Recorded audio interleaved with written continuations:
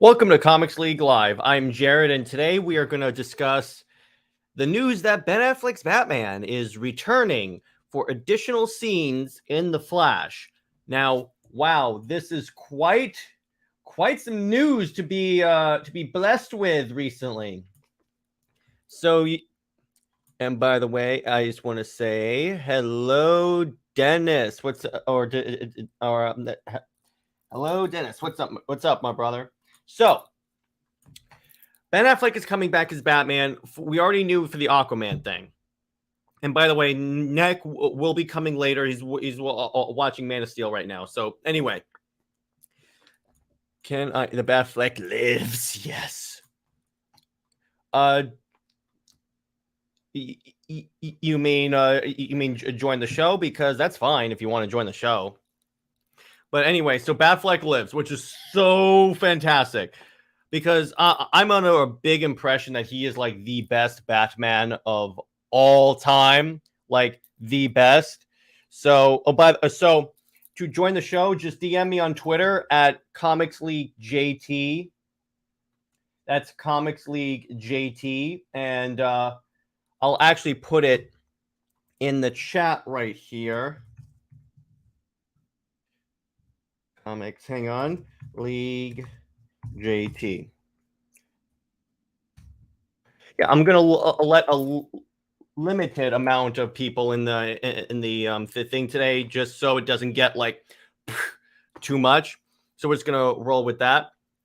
So anyway, but going to Ben Affleck coming back as Batman. This is huge because originally it was just like, okay, he's just gonna come back in Aquaman. That's all we knew. But oh boy, was this a big surprise. I did not see.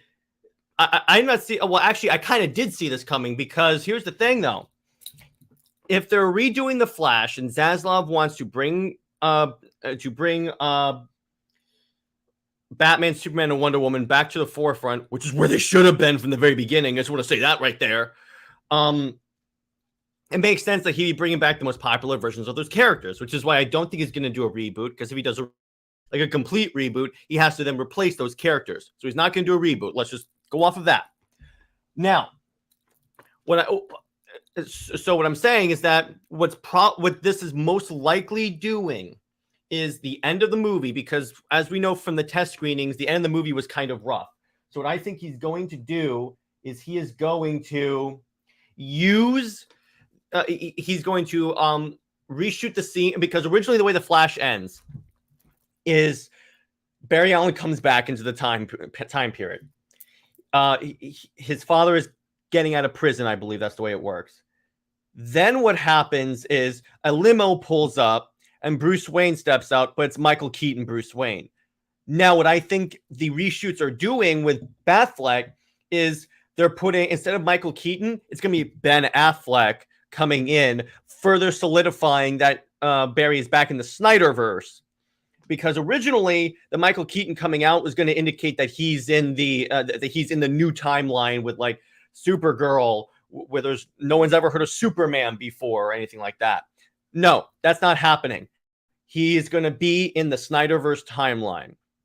Because if we're taking the other rumors to be sure, is that Zaslav has chosen the Snyderverse timeline as his main timeline for the foreseeable future, to get like Justice League 2 and the others. Because let me put it this way, before he moves on, he has to essentially end that story. That's the least he should be doing right now. Because here's the thing, with Warner Brothers proper, they have to, as childish as it sounds, they have to actually be able to prove to the audience that they can finish the story. Because Warner Brothers' whole history with DC films right now, in the recent years since Man of Steel, has been they start a story and then they stop it. They start a story, then they stop it. No. They absolutely have to do this. So Superwise says, seems like Keaton as the main Batman is done as an idea. Yes, which would have been cool, but I'd rather Affleck stay on as Batman, which I kind of looks like Zaslav could pull it off. Yes, he will pull it off. And here's the thing, though. I think it was a bad idea to use the old Batman as the main Batman. What should have been the plan, again, using Aaron Sarnoff's words, is that they use essentially is that they make a Batman Beyond movie with Michael Keaton as Batman. That's what they should have done. But no, they didn't. They decided, oh my gosh. And by the way, because I used Ann Sarnoff's name on this live stream, I have to do this. Why did you say that name? Just wanted to put that in there. So anyway. So really, ultimately, this is essentially... Actually, here's the thing. And I was listening to a good live stream about this today when I was getting ready. What's interesting about this... about the entire DC management of, Warner Brothers management of DC, is that when you think about it, what they if they were going to reboot and go away from Zack's vision. By the way, Super Wise says Zaslav wants to refocus and revitalize Superman and Batman. That's all good with me. Me too, dude. Superman needs more love and justice. The world needs his optimism, his uplifting spirit. Yes, and that was the direct plan for Man of Steel 2. Because here's the thing, when you look at the Snyderverse plan, that Superman arc where he goes through this dark period, because the plan was that they were going to give him the Man of Steel 2 movie, which from what I hear would have been like the uplifting Superman story that we all want. And then it would get to the Justice League 2 where he gets mind controlled. And then part 3 is where he that's undone. And then he helps them fight Darkseid. So really, ultimately, he's just evil for one movie. He's just mind control for maybe 1.25 of a movie. I'm a man of it's the dance media. I'm a man of 30, even 20 again. The rain in my chest is a baptism. I'm born again. Ben Affleck, after getting a phone call to come. Yes, exactly. That is an excellent point, Dennis. And actually, I'm going to give you a little something right there. Amazing. Dude, I love Man of Steel. One of my favorite comic movies ever. Every day I wish I could have gotten a proper Man of Steel 2 at Brainiac. Yes, dude, by the way, my man right there. So, yes, I think Man of Steel 2 gets more hate than it deserves. There are some things that I think could have been better. Like, I think the tornado scene with John Kent could have been done better. I get why it happened, and I agree with why it happened. But I think it would have been more palatable to the overall audience had it been done in a better way. You get what I'm saying? But besides that, I love Man of Steel 2. Personally, my favorite comic book movie, by the way, is Zack Snyder's Justice League, otherwise known as the only version of Justice League that legitimately exists. So anyway, going back to what I was saying. When you get to, I'm going to, because here's the thing. When Warner Brothers, okay, so let's backtrack. So they're making Man of Steel. They're making a Superman movie that's supposed to revitalize the franchise like what Nolan did for Batman and Batman Begins and his trilogy, which were fantastic movies, except for number 3. I still can't stand number 3. But anyway, all right. So they already had Man of Steel 2 all written and everything.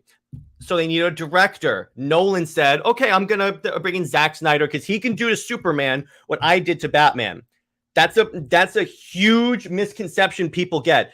Snyder did not write Man of Steel 2. He just came in to direct it. He had more of a hand in BVS and Zack Snyder's Justice League than he did in Man of Steel. Yes, he may have had some story-like suggestions, but he was not on par. He was not he was not essentially the architect of Man of Steel's story, and that's why he gets a lot of blame for what happened in Man of Steel. And I'm like, Nolan and Goyer wrote that. So anyway, Dance Medea says Man of Steel is brilliant. I agree. And Superwise says, yeah, Man of Steel isn't perfect, but I thought it was a great start to the DCEU, great start for the character. He's going to evolve and grow with a Man of Steel 2, but unfortunately, we didn't get a proper sequel. Well, we could. I say a Man of Steel 2 is significantly more likely to happen now that we have Zaslav in charge, and he's finally saying, no. Superman, Batman, and Wonder Woman are the main people of our universe. And then Dennis Medina says, yep, Man of Steel is just as much Nolan and Goyer as it is Zack's.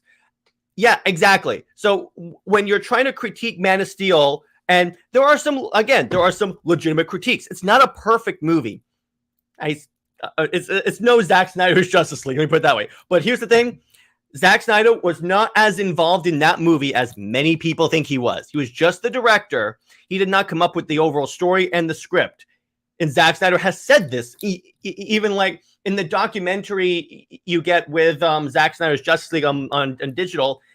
Zack himself says, yeah, David Goyer had written a good script. I worked on a little bit with him, but then I worked on his script. That's what it was. But here's the thing. I think it's like the fan base doesn't want to admit that Nolan can do wrong, or that Nolan can write imperfect movies. That's just me. Yes, it is as much Nolan Goyer. So Superwise says, with Zaslav wanting to revitalize Superman, it makes me excited for the future. Me too, man.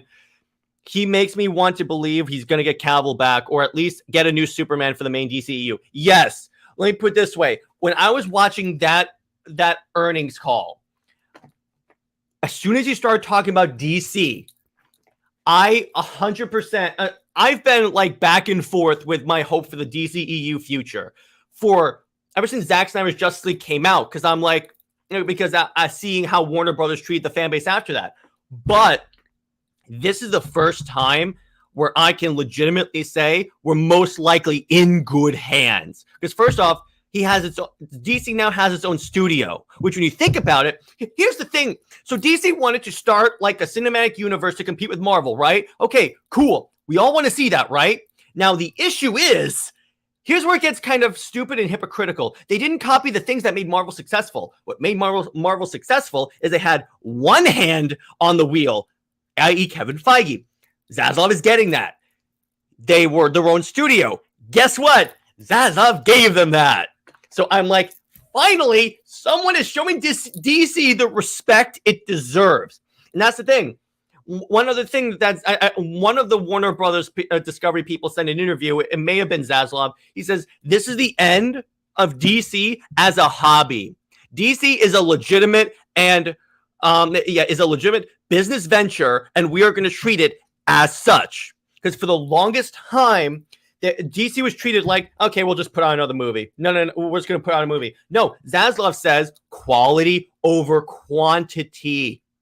That as soon as he said that, I'm like, okay, I'm on board. We're not going to release a movie that we don't believe in. Granted that will lead to some cancellations like Batgirl, and I understand, and Superwise, you are right that Batgirl getting axed sucks because many people worked hard on it and it looked cool. But I will say, can I take a guess? It shouldn't have been like made, because here's the thing: you shouldn't have had a Batgirl movie before you have a solo Batman movie. BVS doesn't count.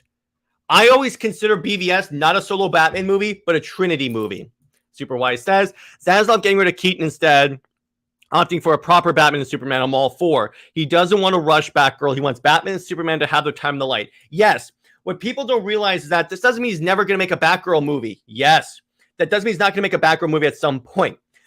Or all these C and D and F tier characters. What he's just saying, and this is what Marvel did really well too. He's like, we have to establish the fundamentals of our universe. Who are the faces of DC? Let me ask you guys, when you think of DC, which characters do you think of? Can I take a wild guess? Is it any character on the Justice League? Oh, another fun fact. Man of Steel ends with Clark putting on the glasses, not the cape, perfectly demonstrating how, to quote another great Superman is what I can do, Clark is who I am. That is very well said. I love that. I really love that. That's great. See, this is why I love Snyder fans. We perfectly understand these movies, and we can talk about them and have fun. So, but let me ask you this. When you think of DC, what characters do you think of? What are the first characters that come to your mind? I actually want to know, put in the chat. Because personally, I think of like anyone on the Justice League. Like the characters that you would think of on the main Justice League roster from Grant Morrison and on. You have Superman, Batgirl, Wonder Woman, and by Crime Corgi says, by the way, fantastic avatar. If Flash ends with Ben Affleck still the main DCU Batman, I will like it. Yes. And it looks like that's what they're doing, because they're reshooting. Because first, take this in here. They're reshooting the end of Flash, because from what we've heard, the first 2/3 of the movie are fantastic. Oh, by the way, so some other people say that. Okay, so Superwise says, by the way, Superwise, you want a link? Just DM me on Twitter. The DCEU needs build up and reward. The DCAU is a perfect example. To think of what to the proper, sorry, to think of the potential of proper solo movies building up to a big event. We need this. We need to be invested long term. Yes, exactly. I would love to see the main Justice League versus Legion of Doom. That was Justice League Part 2. That was Zack Snyder's Justice League Part 2. That is what it was. Can you send me that link in Discord? Yeah, sure. You can find me at Jared from Comics League. I'm going to drop my Discord name on the thing, I guess. Oh, okay. There you go. I see you. So I'll just send it to you right now. But anyway...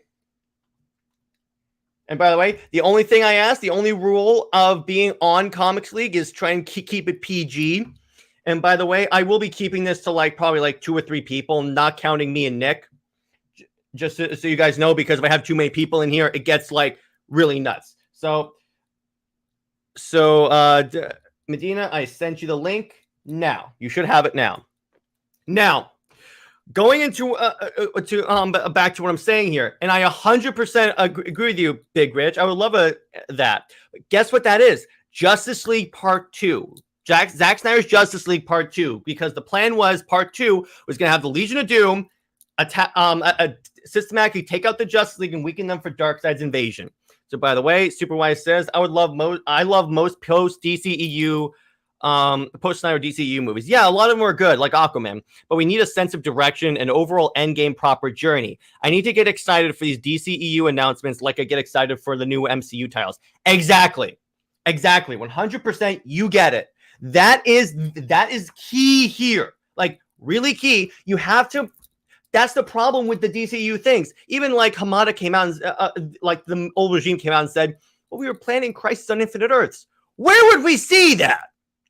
Let me put it this way. You want to copy Marvel? Marvel told us from the very first Avengers movie that guess what? About very early on, 10 years prior, less than 10 years prior to Endgame. Let me see who's on your Superwise, and I'll definitely join your streams in the future. Love your shared passion. We have these characters. Yeah, man, absolutely. You're always welcome on the show. So anyway, here's the thing, though. So when did we know? When did Marvel tease Thanos? Guess when that was? Guess. Avengers 1. Avengers 1 in 2012. That's when they hinted that this would be a long threat. And then Avengers 2 was when they finally told us, hey, he's coming. So I'm like, wait a second. And I welcome to the show, Desmond. How you doing, man? Fine, thanks. So Affleck is coming back. Our Batman. Yeah, exactly. Batman. I like to say something actually. Yeah, when I quickly joke, this is that half joke is that Ben Afleck, when people kept saying, oh no, he's angry because people kept trying to when those haters, they keep saying that Affleck was done bad and all this bullshit. They don't understand something. Ben Affleck died in 2016. The Batfleck was born. Mm-hmm. There you go. That's good. I love that. And I just need to show something you're just saying about them teasing in the first Avengers. Yeah. I need to show you this shot here. Yeah, sure. Go ahead. But yeah, that's my point. They told us very early on in the original movies that in the phase, I believe 1, the end of phase 1 is when they actually tease, okay, we have a larger threat coming, which is Thanos.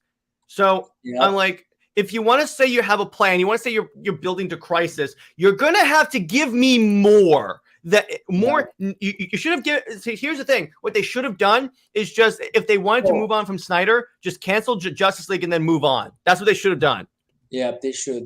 But one thing I remember now is that in the remember that scene in the first in BVS Yeah. When Diana is browsing their emails Yeah. at the CNN website and seeing the pictures of the fire, Yeah. the birth of Doomsday. Yeah. Now, remember there are other news outlet there. He's like it's coming live news. I don't know how this works because I don't watch the news, but still, Mhm. look at this. Okay.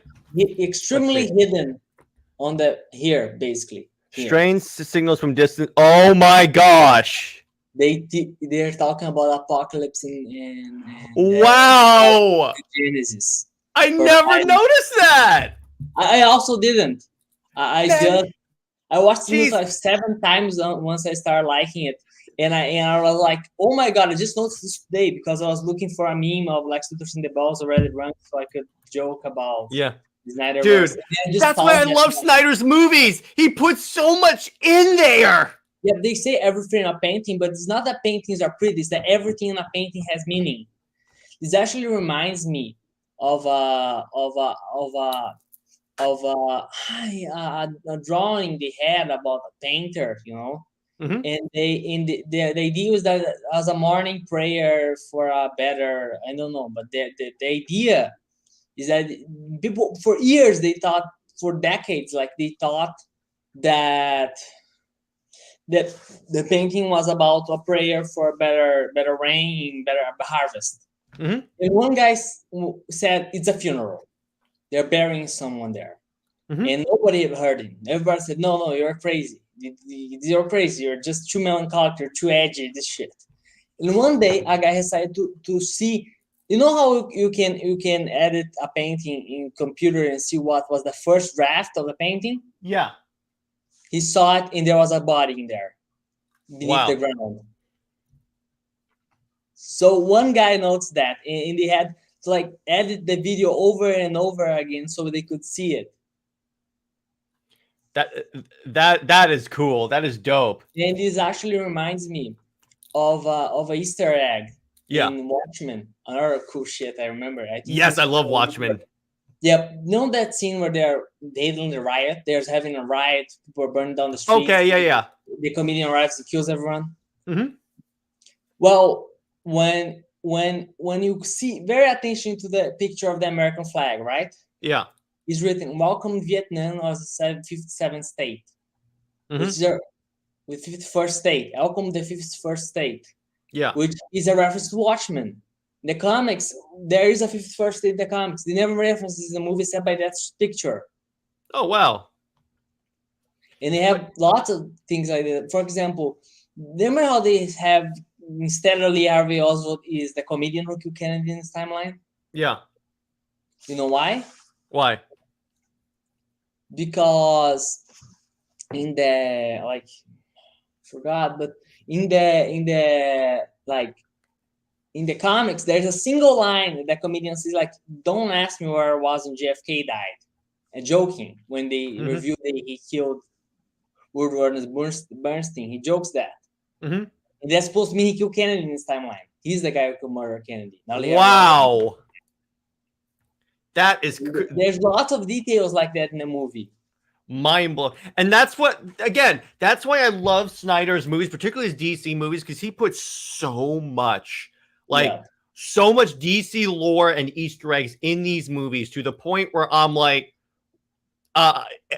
you have to rewatch them over and over again to see them all. I've seen Zack Snyder's. That's why I split my parents over and over. Yeah. It's like, I keep saying this Snyderverse, not the new Lord of the Rings, the new Star Wars, because Star Wars also did that. They kept adding stuff. I was actually seeing a video on the Star Wars Expanded Universe, and I kept thinking the Snyderverse can use the Expanded Universe because there's so much lore and so much things they are hiding the story, you know? Yeah, exactly. And let me put it this way.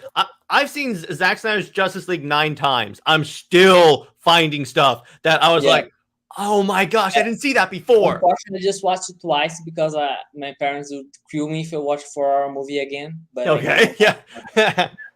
But still, I remember that one awesome moment from, like, I still remember. I don't remember what I was going to say, but forget it. But remember when they said the thing I love the most about the Snyderverse is I think the only comic book since Watchmen that has in Dark Knight Returns since the 80s that has acknowledged if superheroes are real, the world, the plan, the history would be different. Something would happen differently. Yeah, and this is something I have much problems with comics. From what I love, I think the world building is not that consistent. I actually was writing my prototype, like scribing ideas for a possible fanfic I want to write about Gotham City and about noir and criminals. And there was I realized how much contradictory information is there, right? And I always thought could streamline that and add some alternate history in there. And that's something Zach was actually planning in the third movie, if you don't remember. There was actually going to be a world unification. They were going to form one world government. The countries were to unite and form a planetary government. Yeah. And they expand to the stars. And then, you know what they could do? What? They could do an Adam Strange movie within the galaxy. That actually is not a bad idea. They have Legion of Superheroes, other characters, because now there's a world government going to expand to the galaxy. They're going to take over the galaxy. That works. Okay, so Snyder was playing a proper cinematic universe seed since 2013, Man of Steel with Bruce Wayne and the Lex Luthor references. Yeah. Yes, you see like the Wayne Industries like satellite that him and Zod like bash into, and I'm like, wait, does that say Wayne Enterprises? And he says, yeah. That was incredible. I love both the old Snyderverse and the current DCEU, but at least Snyder had a plan, while the DCEU supposed plan was a crisis with no build-up. Yeah, exactly. It's like if they did like Avengers Endgame, like after Avengers. Hey, Tavia, what's up? But it's another interesting thing I need to say to you. Yeah, is that remember when they said the world was going to unite in Justice League 3? Yeah. You know what I kept thinking in my head? What? If this movie ever gets made, they must do a spin-off with Sergeant Rock, showing like normal troopers in the scene. Yes, dude, that's a fantastic idea. Or at least have like a deleted scene or something like that. And Tavia, and in the comics, actually, there was a plan to do this movie. There was a group of international group of European pilots. They were for Britain in World War II. There was a comic about them, the Blackhawks. Yeah, the Nighthawks. Yep, and then you could do a Nighthawks movie in that battle, and do several of the more military team DC stories. There was in the 70s in the battle of the end of Justice League 3. Yeah, and put hide characters in the movie and then make a movie about each one of them. They could, yeah. So Tavia, what we're talking about right now is that it came out like recently that Ben Affleck is coming back to shoot additional scenes for The Flash as well as Aquaman. For The Flash! That further indicates that, okay, he's bringing back the original actors. So I'm like, okay, there's that. Then, okay, so what storyline could he do conceivably that's already a pre-made 10-year plan? And let's not forget, he's got Alan Horn as his advisor, who brought in Zack Snyder to begin with. So I'm like, at this point, yeah, and no, he could bring back Nolan. At this point, I'm like, okay, you might as well just say we're bringing back. Well, he can't say we're bringing back Snyder because he has an Army of the Dead deal. But he could just say we're just returning to this universe. We're returning to when the DCEU was consistently good. Yeah. Also, another cool thing I need to give an opinion now said about Nolan. You know how I will, if they go to the series route for Batfleck miniseries? Yeah. You know what they could do? What? Anthology series. Like each episode is a different director giving his own take on Batman or homage to a previous take. It's a great idea. And then for example, David Fincher. Yeah. We've been claiming for a David Fincher Batman movie. Ever since 7 came out and people kept theorizing about that being Gotham City all along. Remember that? Yeah. So Affleck and Fincher are friends. You know that, right? Yeah, of course. They are. So imagine if the Batfleck series, they call Fincher in an episode to do an episode. And call other directors that are famous. And like Affleck does the first and last episode. Yeah. And like maybe have the Batman Deathstroke fight in the first episode, then he gets knocked out in the end of the episode, then make everything else a flashback, and then he comes back. Dude, that's such a great idea. That would be so cool. I like that. And I'm still in shock that the movie's still happening, considering Ezra Miller's crimes of late. Yeah, Yeah, exactly. but he wasn't charged with anything, just in the public conviction. Like we still need to charge, not arrested yet. Yeah, we still have to see what happens with the court. I support everyone is innocent until proven guilty. Yeah. And that everyone should have a shot at the court of law. So yeah, exactly. And Superwise says the fact that Ben Affleck keeps returning for reshoots, albeit for a short amount of time, and the fact that he keeps returning despite saying he's done says maybe. Yeah, Affleck is in a place where he wants to fully come back. Yeah, he's in a better place mentally because remember, where was he when he left? Very, very, very bad place. And now he comes back and he's like, okay, you know what? I'm happier. I'm married to J-Lo. I'm ready to come back and be Batman and kill some more people. A really internal joke of mine. Yeah. So the battalion commander has offered no sip trap as to J-Lo's status. You got the joke? Yeah. Generation Kill. Best show. I love that show. Daryl Taylor says people need to stop hating Zack Snyder. All he did was humanize Superman. Yeah, exactly. Humanizing the comics, right? Yeah. Another thing I find interesting. Remember when they have that scene in Man of Steel, they fight in Smallville? Yeah. When Clark's saying to everybody, "Get out of the streets," you can see a single door, a single hand holding a door for other people to get in. Yeah. That's what Superman's all about the little moment that the guy who we don't even see the guy's face, the people's faces in that scene, but we see the guy leaving his door open so people can get in his house when everybody's running away. Yeah. Guy is sacrificing safety in that moment. Yeah. He's exposing himself to open the door. Yeah, and speaking of that scene, actually, people always complain, well, why didn't he save people? He did. Why did he allow all this destruction? It's his first time in a fight with people that are as strong as he is.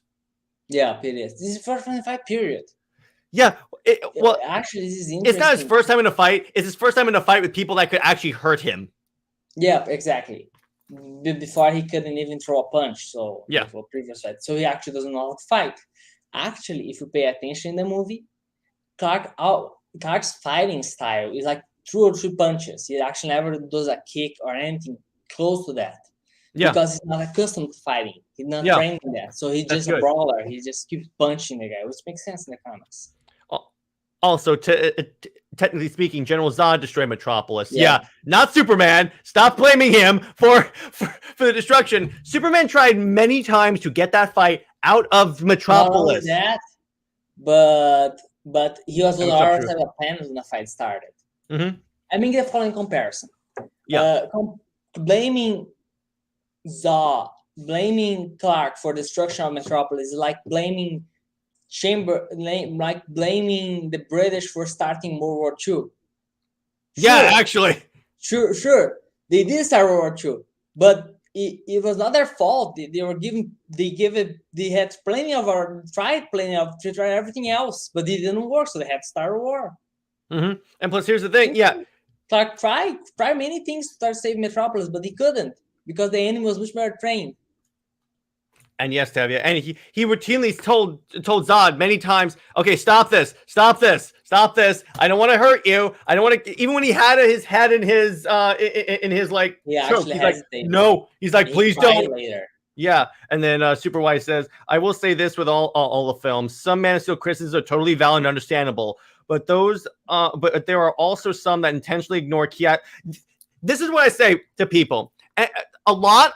I would say the majority of the criticisms for Zack Snyder's movies are people that obviously haven't watched those movies or haven't watched them in a long time. Yeah. Because I'm like, they explain everything afterwards. Or people who are too used to being spoon-fed the plot. Yeah, exactly. He leaves subtleties in the movie so you can understand the movie. You need to pay attention. You cannot just watch your eyes closed. Yeah, exactly. I was on a debate with someone, and they were saying that Superman has to start off as this hopeful person that knows how to use all his powers. I'm like, says who? And second off, that's not realistic. Actually, when you read the first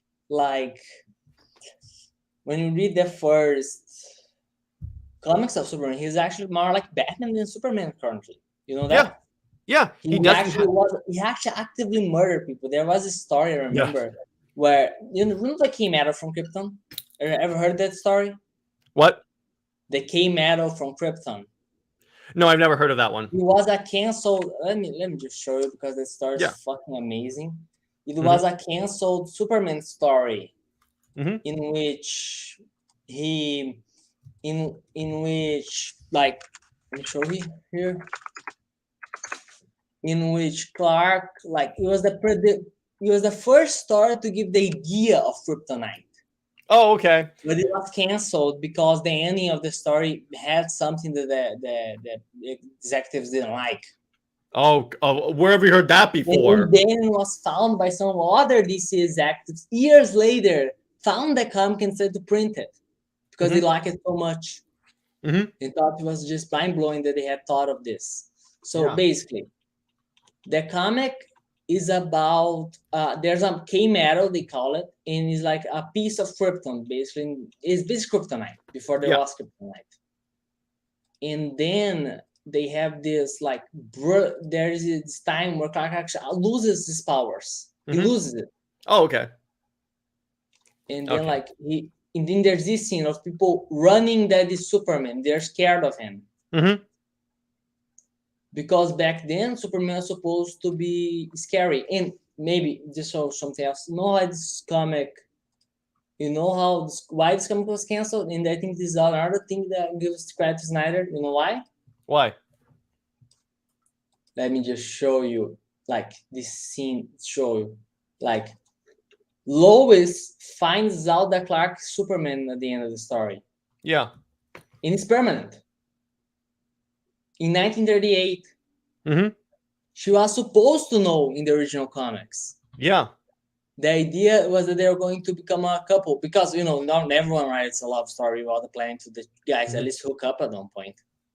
And by Tevia says, I'm also intrigued what's going to happen after the Flash movie comes out, and will everything change? Nothing's going to, everything's going to change. It's just going to go more towards Snyder. And Daryl Taylor says, the main reason why people like to bash Snyder is because he didn't give them Christopher Reeve Superman 2.0. Yeah, people apparently think that Christopher Reeve's is the only version of Superman that is legitimate. There's no other adaptations necessary. And that's man, I think I respect so much the Christopher Reeve movies, but I can't watch them again because I keep the minds of those haters in my head.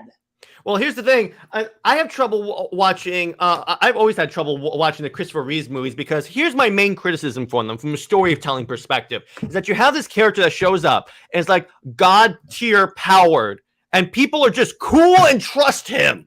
Yeah, exactly. What? No, I think the movie is written on a technical level, but in a storytelling level, not good at all.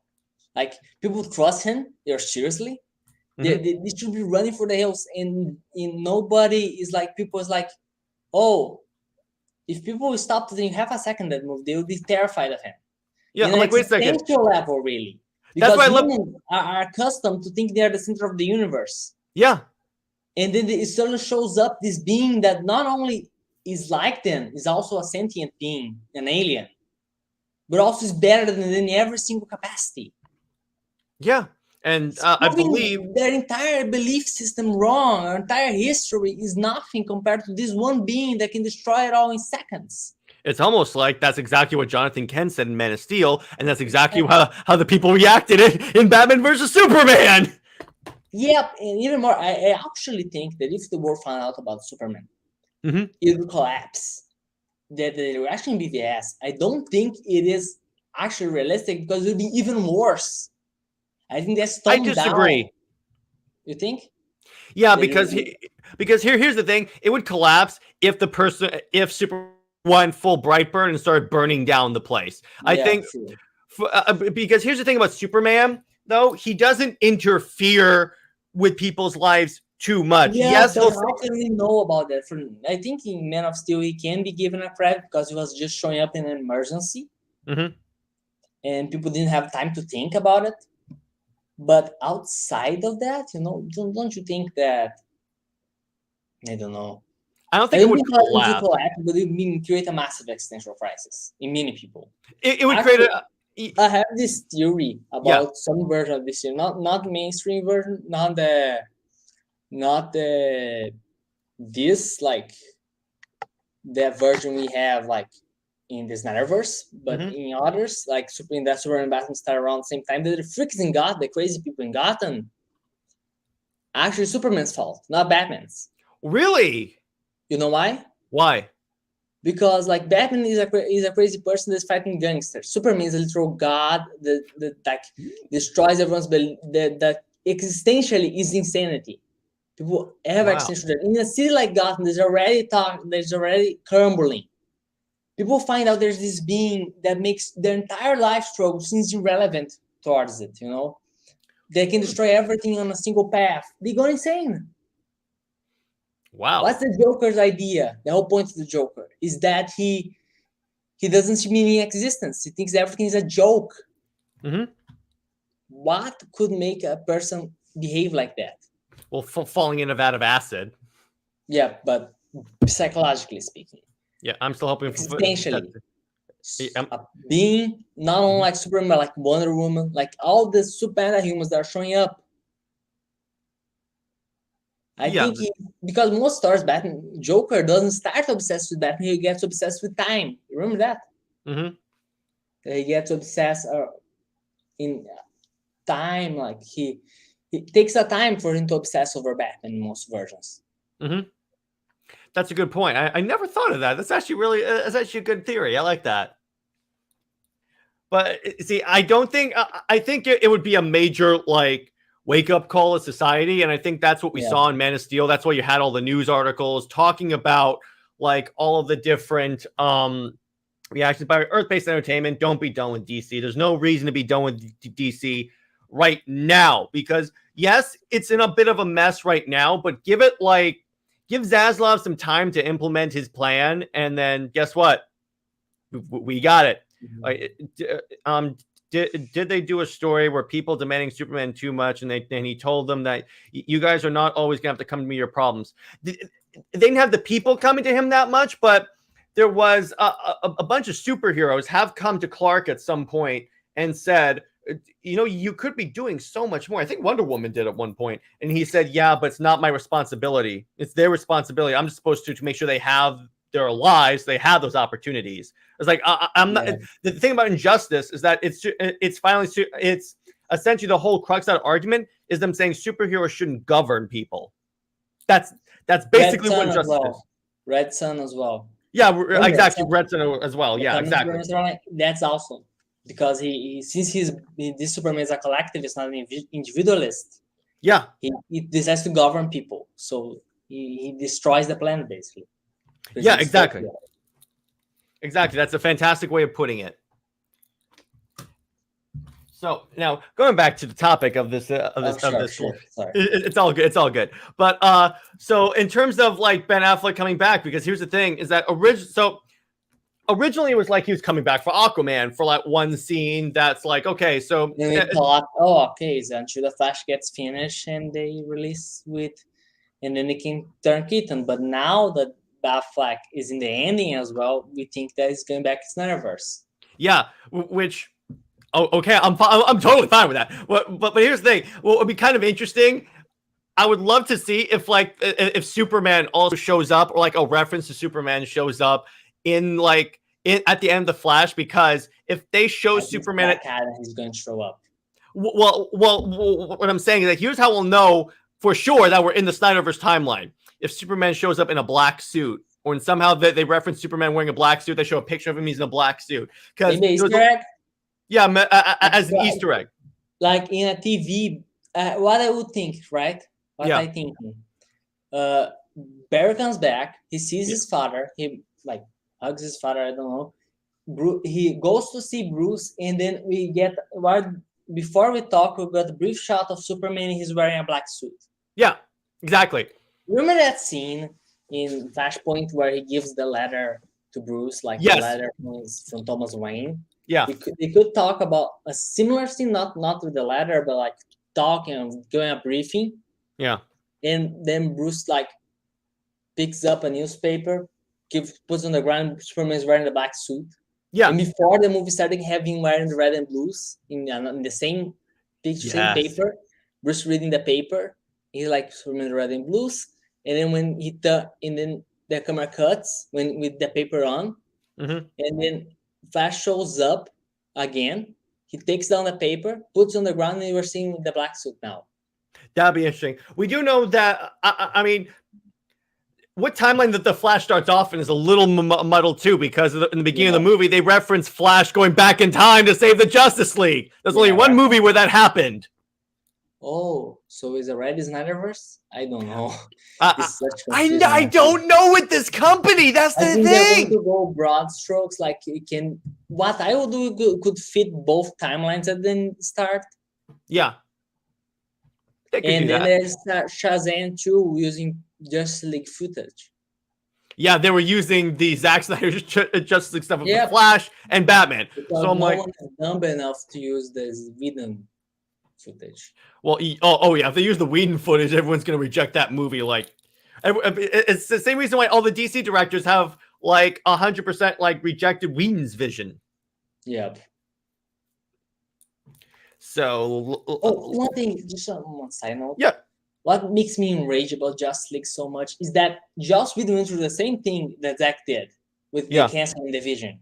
Because of Firefly. Remember Firefly? Yeah. The Space Cowboy show? Yeah, I love it. It was the same thing that happened to Zack. And then instead of supporting Zack, going like, I've been through this shit, I don't want to do it to someone else, he collaborates. Exactly. It's because Whedon is essentially one of them. It doesn't. It's because you only think Whedon cares at this point because Whedon wanted to say, I played with the Avengers and the Justice League, and guess what? Only one of those turned out well, moderately well, because I still say Avengers 1 is overrated. Yeah, but I agree. I still remember, like, on watch the movie, I loved it back then. But then I stopped remembering the movie. It's not that great, right?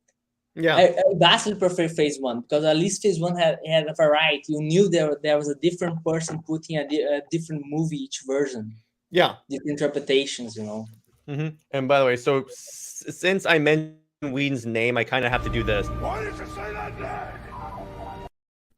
Yeah, I kind of have to do that. Yeah. So. Oh. Let's see, what else are we? So, yeah, so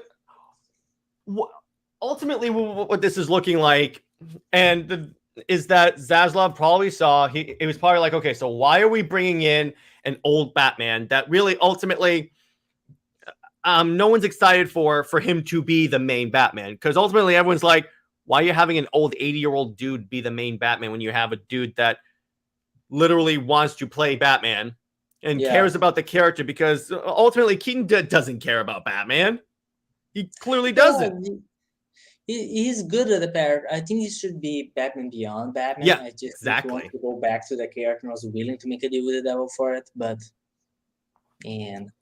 my worst part with Keaton coming back was not actually that he's going to be 80-year-old Batman. When they first bring him on the Flash, I started thinking, they're going to ruin Tim Burton's hyper-stylized Gotham, right? Yeah. Because as you can see, I'm a big fan of Diesel Punk. Like this 40s, 30s time period. Yeah. And I love the Burton Gotham City. You know one thing I love in that movie? What?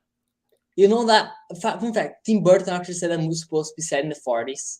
Yeah, really? Alternate history of the 1940s. That's the idea of the movie. Mm-hmm. And it's literally, the version I have of Batman, of Batman, like, Batman, sorry, missed point. Of Batman 89, I actually have an edited version, 10 edited version that I have. It's in black and white. Because I love that movie so much, that the visuals, that I think it should have been made in black and white. That's actually my favorite shot of the movie, my favorite scene. Sure, go ahead. You know what is it? What is it? You're not gonna guess it. The scene where Joker bribes the cop. Where is that? I haven't seen that movie in a long time. Let me just a shot of it. Can you? Yeah, sure. Not gonna strike us that, right? I'm gonna show an edited version. Just show like the screenshot of it, I think, or don't put any sound. Just a warning. I think no one would ever think of this scene as a worry scene for best scene, but I just like because the atmosphere the scene has, you know, like here. Remember this scene? All right, it looks really good. It's black and white. Wow. This one where they meet in the alley. And Okay, I remember that. Jack Nicholson's character is kind of nuts. Yeah. Before he becomes the Joker, so they won't like insult, disfigure people or something like that. Yeah. So the idea of that scene, I love it because it's such Gotham, you know, so much like classic old movies. And it's actually, I actually consider Tim Burton the real father of Gotham City. You know that? Really? Him and Frank Miller, because Yeah. Miller gave the basic idea of being a crime. Already has it, the crime Britain City idea, but Miller is the first one to show the exaggerated version of the setting, and then Burton when they ran with it. Mm-hmm. But very much what I would do with Keaton, I would do a Batman Beyond movie. Yes, exactly. You know, I would call like I don't know if it's going to be available. Of course, I think I would call either Ridley Scott or Danny Villeneuve to invite them to make a movie like that, or at least be on the theme, because I really want to be a homage to Blade Runner, like in the visual department. That'd be fantastic. Because when you really look at LA in Blade Runner, it's like futurist. What's Gotham going to be is what Gotham is in the future. On Gotham, exactly. That's actually a fantastic way of putting it. Look. Yeah, Gotham. Exactly. It's Gotham. Future set Gotham. Look at this. This is Gotham City right here. That's fantastic. I love that. So bring some guys from the Blade Runner movies. Yeah. Like, whoever had designed Blade Runner 2049, bring that guy. To make they're not going to do that because that would be actually a good idea. Yeah, but we all know that Warner Brothers as known for making fantastic ideas. So now what I want to do is I'm gonna rotate some people in, and then but before I let you go, let me ask you, what's your favorite scene from the Snyderverse? It can be from all three movies or like any scene that's been in Zack Snyder's movies. I don't know. Me personally, it's this scene. I actually have the clip because I use it so many times. It's when Steppenwolf's about to kill Cyborg, and then this happens. Not impressed. Because the Superman finally. I love this scene, but you know what the scene I love the most in the movie? Okay, go ahead. Because I'm really a weirdo, and that scene is the one where they are talking about Superman like in the news yes, and you see like Clark like take his glasses off and just shoves his face like this, like he's feeling sad that people are misguiding him, and I just love the entire sequence, like from being saving people while people second guessing. Yeah, exactly. I like that scene too because it's humanizing Clark, is showing that he's going through all these doubts. That's one of the main factors I love Superman for, because I if you allow me to go another tangent. Sure, go ahead. I used to hate Superman. Right? To realize it's not about Superman, it's about Clark Kent. Yeah. Clark Kent, he's a normal person. And what's interesting about the character is that most problems he faces in the comics is like personal shit. Yeah. For not keeping PG in this line, but it's okay. Don't worry about personal stuff. Okay. Yeah. Is this basically gonna call the other guy? I love that scene because is this how you beat Superman? You make people make him doubt himself. Yeah. That's actually a good idea. I can't believe they really ought to do more storylines where that's their play, because you think that would be what Lex Luthor wants. Well, I think Lex Luthor's been trying that for so many years. It just doesn't work. Yep. But that's a fantastic. That's actually a very out of the box scene that I would never have thought of. So I appreciate that. Thank you. Can I stay while the other guy comes in, or you need to rotate? Let me see. Let's. If anyone doesn't want to hop in right now, I'll keep you in. But so far no one's doing that, so I guess I'll keep you in right now. So Now, let me ask you this too. What of the future of the planned Snyderverse projects are you the most excited for, assuming we get them? All right, I need some options because Batfleck movie, absolutely, because I love Batman. Yeah. Superman 2, if it features Brainiac and Supergirl, and it's that I like comic actor Supergirl because I actually it's interesting because when I fell in love with comic books, I fell in love through the character of Supergirl because I was a teenager back then, and I empathize a lot with the whole teenager things, and I really wanted the character to be seen actually like a teenager, just a kid, and a lost person. And I really like the character, and I keep reminiscing that I think Supergirl's kind of wasted potential because what I would do in a Man of Steel 2, but that's not what it should be done. But I still think that Man of Steel 2 as well because I want to see more Clark and Lois. Of course, there you go. I could shipper, I admit it. I Well, watched I'm an more entire season of Lois and Clark just for the two, and I'm kind of romantic in that. I'm more of the Superman and Wonder Woman, but I can see why you would like that. Nah, I think Superman and Lois. All right, there you go. I just had anyway. And I think another one there's then there's like the off the box thing, man. Like for example, I would really love if they had like big.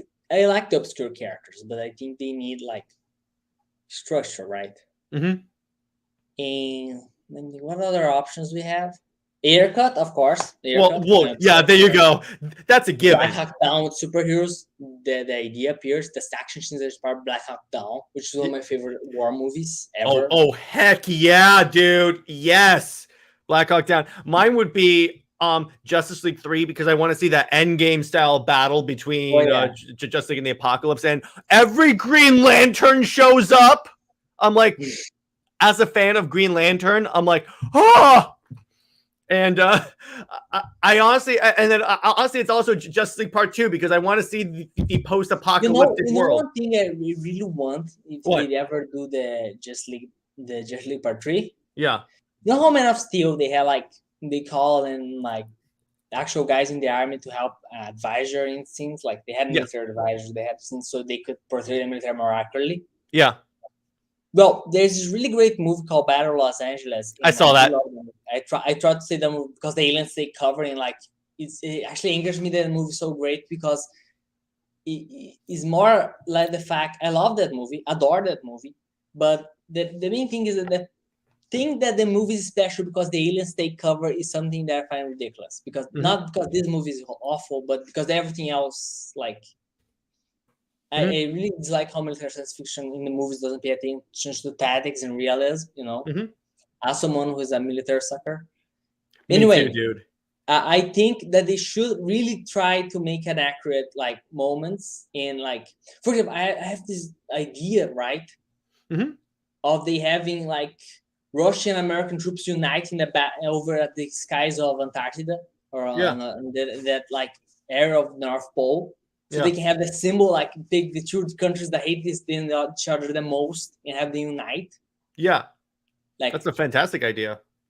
And shit like that. But I would love that movie, seriously. I always thought of a battle epic in that style, What they could do, which would actually be kind of cool, is a military movie, but it's a Green Lantern movie because that's kind of more or less what the Green Lantern Corps is. It's like a military police unit. A police force, in my ass. More like a sort of supranational police force, but I get what you're saying. They only have authorities in planets that allow them.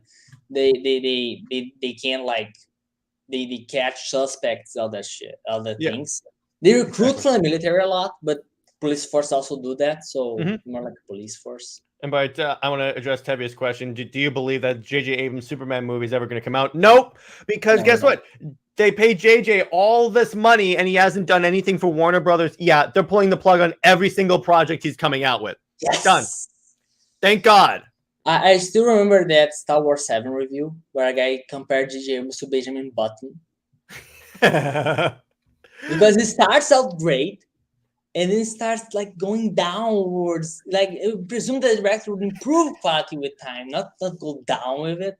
Benjamin Button. That's great. I love that. I recently rewatched all the Star Wars movies, and when you get to like the sequel trilogy, I'm like, it's like here's a plot hole, by the way. So you know in episode 9 when they lift Luke's ship out of the I didn't swamp? watch the sequel. I watched episode 7, got traumatized and left. Okay, so they lift. I actually gave up on Star Wars for like until this year, this very year, actually this very month, 2 months ago, when I started watching the prequels again because a guy in Discord recommended me, or Reyes recommended me in Discord. If you don't know, he's a great guy. And he recommended me the prequel trilogy and went to watch it, and I loved it, every second of it. I love the prequels. You kidding me? And then now I'm watching the original, and I'm actually watching the Tron animation based on the Tron trilogy as well. We started expanding the universe, really loving the lore. But anyway, what you were saying? So I was saying is that so there's a scene where they lift Luke's X-wing out of the ocean again, kind of harkening back to episode 5. Yeah. Now the thing is that this X-wing has been in that swamp for like 10 years. You're telling me it still flies? It doesn't. No, but it does in the movie. Yep, I know, but it shouldn't do. It shouldn't. Exactly. A bigger plot hole. The First Order, all of it. Yeah. Like, where did they come from? You're supposed they are Imperial remnants, but the military is gone. So they like, what they kind of addressed that in episode 9, but it's kind of so much manpower and equipment and material out of guerrilla force. True. It actually, I heard a great proposal for episode 7. What should have been if Disney really wants to reboot it? You know what to do it? What? Make the rebels the bad guys. The Imperial remnants be the rebels of this story, like terrorists.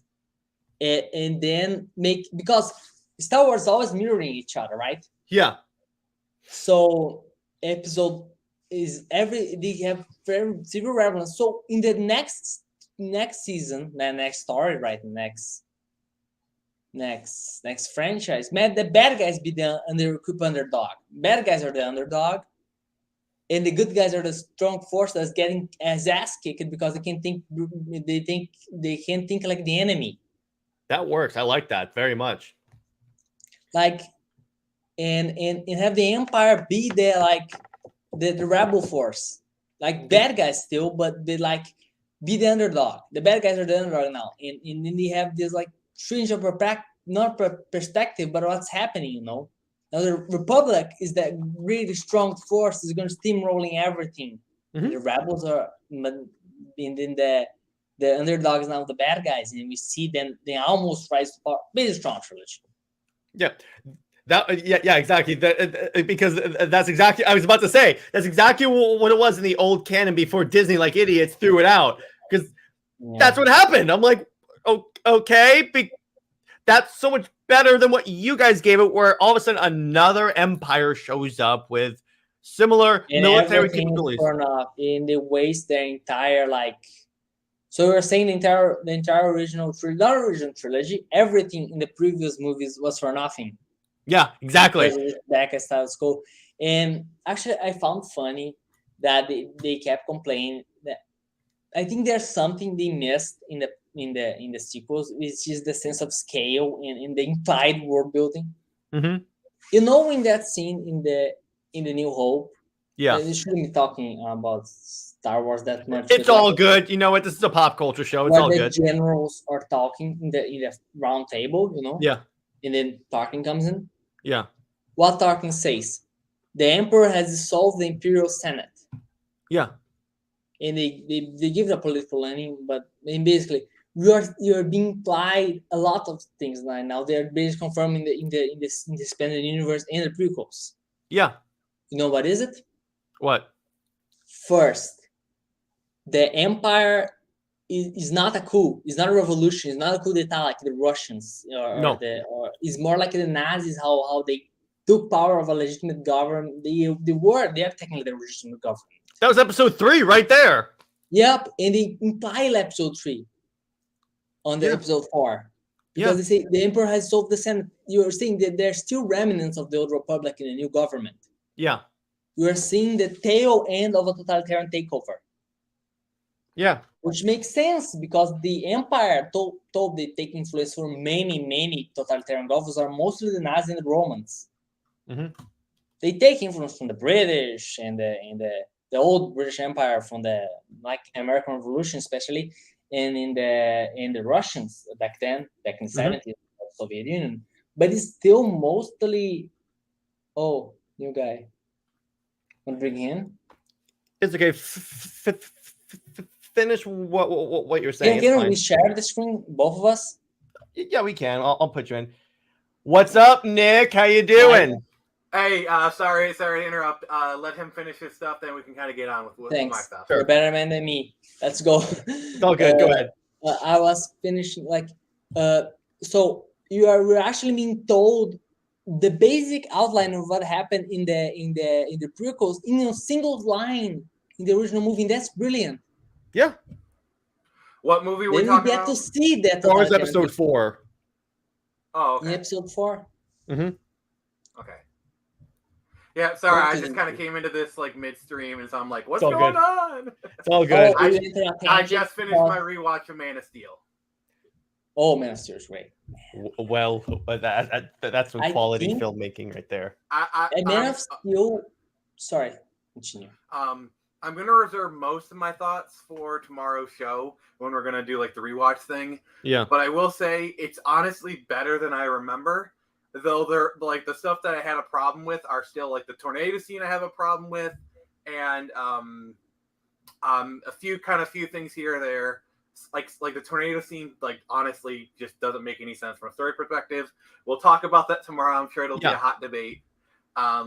But overall, I'd probably give it a solid 8 out of 10 movie. I'll take that. That's good. That's good. I also have some issues with things from Man of Steel, but for the most part, again, I think it's one of the best Superman movies. Yeah, not to gotta get into a big discussion, but like, what are your like bullet points issues you had with it? I also thought that the tornado scene could have been done a lot better. I get what Snyder was doing, and I agree with it from a story perspective, what that was supposed to do to the plot. I think it could have been done better. And by the way, that's not a Snyder thing. That's a Christopher Nolan, David S. Goyer thing, because they wrote the movie. Yeah, Goyer is one of those writers where when he has a good who's kind of editing his work, he's really freaking good. But on his own, he is garbage. Yeah. I mean, Blade Trinity, anyone? Oh, he literally wrote and directed that movie. Mm-hmm. Anyway, what was I going to say? Yeah, go ahead. So there is this like, what I was going to say. Oh yeah. There was this scene in the. Give me a second. What was it? Getting back onto Star Wars? Is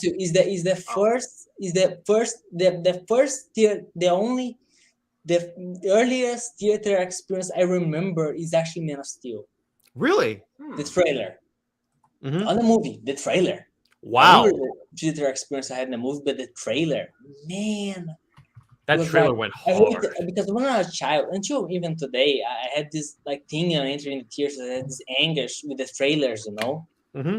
So I actually would run away when trailers are starting. I would just take time before entering. When the trailers are like passing, I would stay in the hallway, like the hallways. Then I come up when the trailers had ended when I was a child back then, and I would actually stop and was staring at the screen when outside, giving glimpses of the trailers. And it's past the trailer, and like, oh, this movie seems interesting. I think, and then like, on those drama pictures, on the character pieces, indie movies, low budget Oscar bait, like, and then I find out it's a Superman movie. Yeah. And then I was like, what? This is a Superman movie? Because it didn't look like what I always thought. I always thought Superman movie because my first superhero movie was Batman Forever. Oh boy. So I actually enjoyed the movie back then. It's such an embarrassment because I was such a child back then. So I had a very childish thoughts and very childish opinions. Like, I actually thought Batman and Robin was a masterpiece. Oh, okay. Off the stream. Sorry, all good. My heretical views. I hate that movie nowadays, especially Like, because I have a Martin grudging never respect wanted for that Batman made. Forever. Like, I respect what the movie was trying to do, and it kind of falls under guilty pleasure territory. I feel like Batman Forever is like easily like a guilty pleasure and almost a so bad it's good kind of movie. Whereas Batman and Robin is just bad. It's garbage. Yeah, exactly. When it's talk so bad it's good, Superman 4. Oh The my one where he God, throws that's- nukes into the sun. Yep. Like, Oh, it was jeez. just a planet. And I don't think so. Okay, because like nukes are- honestly, I think Superman 3 is worse just because like the whole Richard Pryor and like them trying to like computers are the enemy and it's just like because like Superman 4 they're trying to make a decent Superman movie, whereas Superman 3 is just a Richard Pryor vehicle and Superman's a guest and Superman's a co-star in his own movie. Yeah, I really watch the Donner movies because Reeves because Donner got out in the Yeah, in Superman Superman 78 is Reeves is my Superman. He is my definitive Superman. Like as far as like what you think of Superman, it's Reeves. Henry Cavill is like it's kind of a very close second. Mm-hmm. Yeah, I was going to say is that I still remember watching the Donner movies, but it was like right after I watched Man of Steel. So I actually had Man of Steel in my head in the movie. So I don't think in the CD was broken. The halfway through the movie, I at least had to jump that part because if you are CD was so broken, you would actually stop in lock on the thing they're stolen the nuke. Mm-hmm. You have to jump a couple of minutes. So I don't have the CD I had was rented. It was such a bad condition we could not see the nuke robbing scene. They stole the nuke to destroy California. Hey, random question. How But- crazy would it have been if like in 93, 94, we got a Batman v Superman and it's Christopher Reeve's Superman versus Michael Keaton's Batman? Like how crazy would a movie like that have been? Well, I actually think the craziest one, you know what would be? They were going to do a Batman v Superman in the 2000s. Like literally they were. they were going to. Yeah, they were, but they gave up and they actually referenced 99 Legend. Armie Hammer in one of the roles, I think. Yep, and that's hilarious because Armie Hammer not only also almost got to play Superman, but actually co-starred Cavill in Men for Uncle.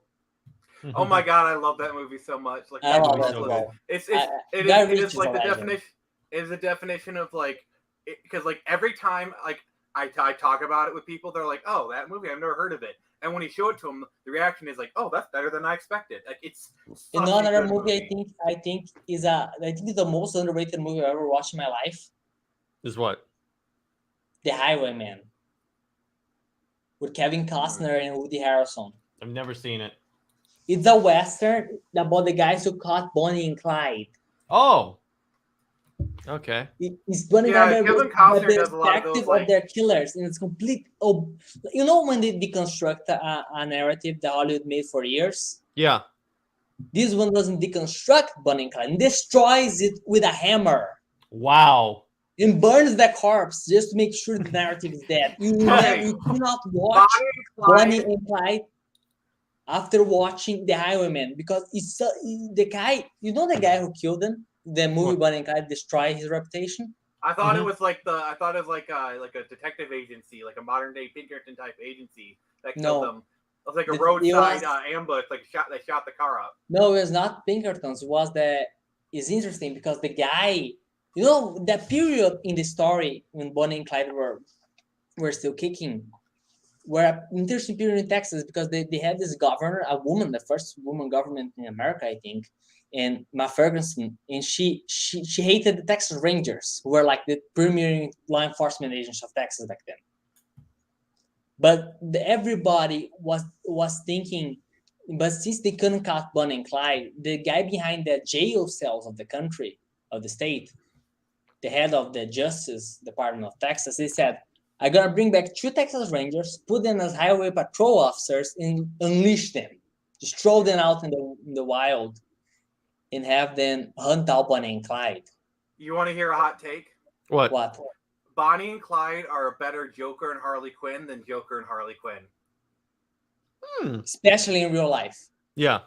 I mean, their relationship dynamic is very similar. Like, I wouldn't be surprised if they were inspired by it. Fun fact, in real life, I don't think so because in the comics, as far as I can tell, I always thought of making a reference to Bonnie and Clyde and to the Highwaymen when I introduce if the Joker and Bonnie and Clyde, Harley and the Joker are introducing a show or a movie, they should have a homage to that similar to a single shot in Bonnie and Clyde because I think the shot's amazing. I'm gonna show you guys one day in Highwaymen, not Bonnie and Clyde, Highwaymen when they introduce Bonnie.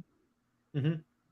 But anyway, in the Highwaymen, they actually show the investigation is actually extremely realistic, and it's the actual story of the guys who caught them, and they are heroes. You actually read the story of these guys. In this movie is just like tip of the iceberg. How awesome Frank Hamer, the guy who caught Bonnie and Clyde, was. And get that? For example, you know, he actually considered the greatest law enforcement officer in history because he was like. But basically, they started. I thought. What's catch Bonnie and Clyde. They brought two Dillinger? cowboys. What? What about the guy who caught like John Dillinger or something? I don't know his name, but I know I'm not that versed into law enforcement, American law enforcement. I mean, my dad's a cop, but he doesn't not versed in law enforcement history as well. So I actually the more one, the maximum experience I had in real life law enforcement, aside research in like these curiosities, fun facts about gangster history, is that my dad's law enforcement, but except by that, not too much. And I actually remember I was reading on like, I think it was in this movie. The movie is about they bring back two cowboys, literal cowboys, to catch Bonnie and Clyde. Elliot Ness, that's who I was thinking. No, he is Al Capone, and he didn't catch Al Capone. He cleaned up the city of Chicago. The police. The IRS were the ones who yep, it was a nerd glass. The actual homage is back in the Untouchables movie. You know that accountant that showed up in the Untouchables movie? I haven't seen that. Shy guy with glasses. No, I haven't seen it, but like I know they brought in Al Capone. The only way they could bring him in was on like tax fraud. Yeah, but it was not the Untouchables, not NAS. It was in separate investigation. I still admire Elliot Ness because he cleaned up the Chicago Police Department. Was that what he did? He rooted out corruption. He was basically a Commissioner Gordon type. Yeah, Elliot Ness is definitely like I could see him being kind of an inspiration for Jim Gordon. Yeah, but anyway, Frank Hamer, the guy is a legend in Texas, especially in law enforcement in general. There was a story that there was this investigation. They actually mentioned this that when he became law enforcement. The movie explains a lot about him, but there's this story they don't tell in the movie about Hammer. That explains how dedicated he was as a cop. There was this story of a rape that happened in Texas, North Texas, in which a black man raped a woman and was found by another black man who made the assistance arrest and turned the guy over to the cops. The city went on riot. The KKK arrived and wanted to burn down kill this guy, both the witness and the criminal. And then the local chief of police in that town, he hid these two guys in the barn. You know, the police hunkered down in the guy's house, in the house of their chief, waiting for the KKK to arrive, and they had nobody to evacuate. So Hammer was just passing by, heard what happened, and came back. And you know what he did? What? He took the witness and the criminal, and the prisoner, and dragged them through a swamp at night, slowly dragging themselves through the mud and the rain and the snakes and the alligators, while the KKK was turning down the county for them. The guys arrived in time for the trial. Frank Hamer is a legend. Research the guy. This is one of the greatest movies I ever saw because they tell the entire story of this guy. I'll check that out. Because I'm a big fan of like cop shows and all that stuff and like law enforcement. He's a Western. I actually consider Bad boy, what you gonna do? What you gonna do when they come for you? Thank you, Nick. I got the better version for you. Fat boys, what you gonna do? What you gonna do when they sit on you? So on that note, we're going to transition to back to the main topic because Transition to eating donuts. commissioning a little bit eating donuts. Yeah. So Nick, I want to get your opinion. So what do you think of the whole Affleck coming back for more scenes in The Flash? And by the way, I just saw this. Apparently, Amber Heard did reshoots for Mara, or like Mara did reshoots for Aquaman 2. So it could be a recast. Wait.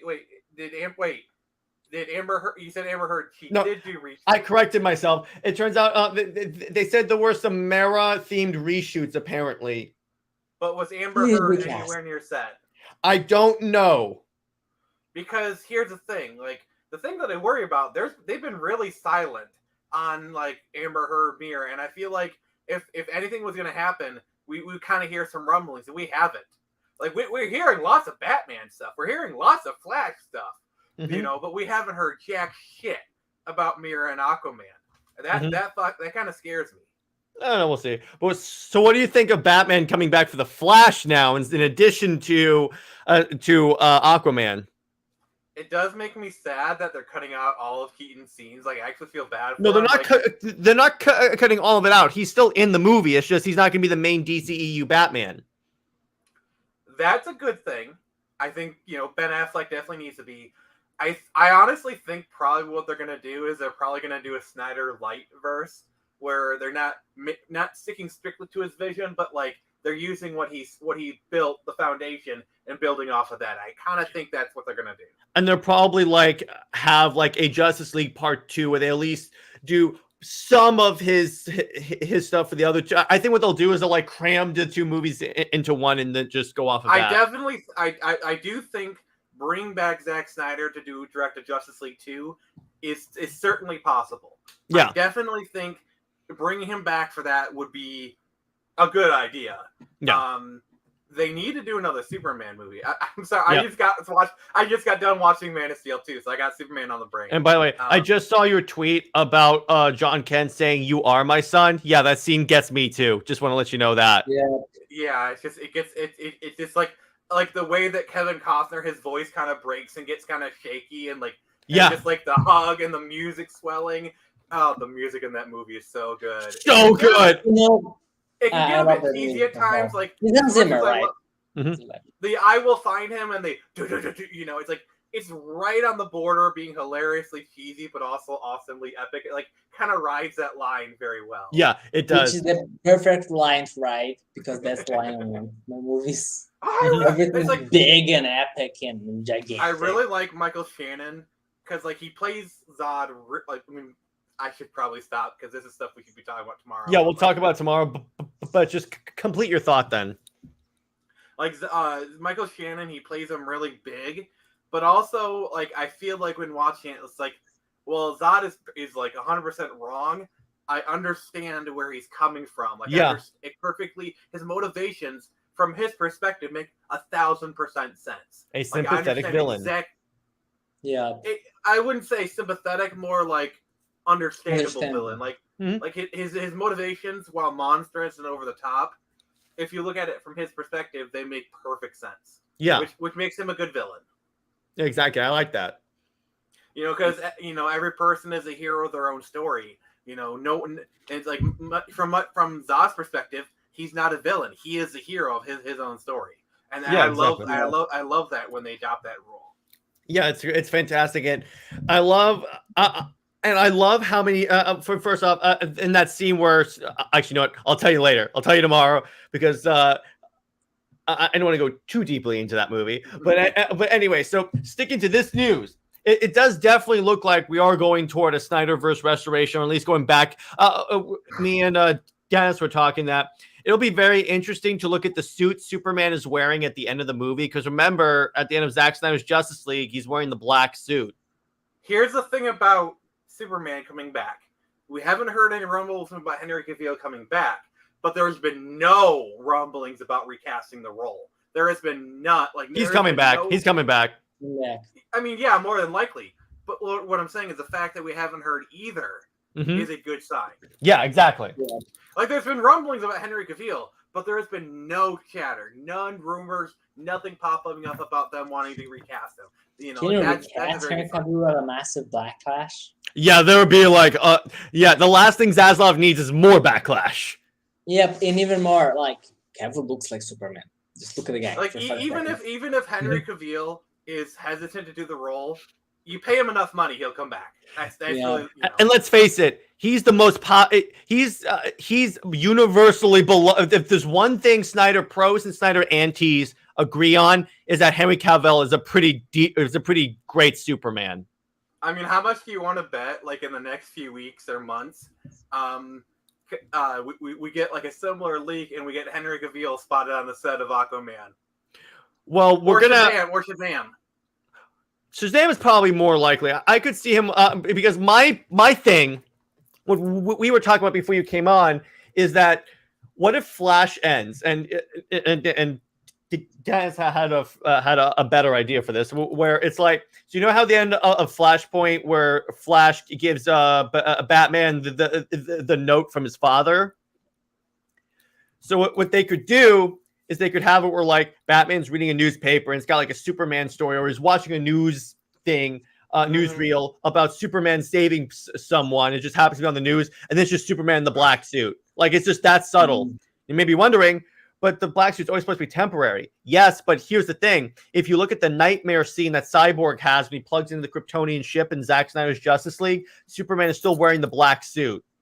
But also in Batman v Superman, in those nightmare scenes, he's wearing the red and blue. Yeah, but what I mean is that he starts off in the red suit and then he probably just goes back to the blue and red suit. I mean, it could be either or. Either or, but I'm just saying. I just want to see Henry Cavill back. I don't care. Yes, exactly. I really could care less. He'd be wearing a pink suit. One question I have is that in CBVS, Zack Snyder Justice League, the timeline doesn't fit of the nightmares.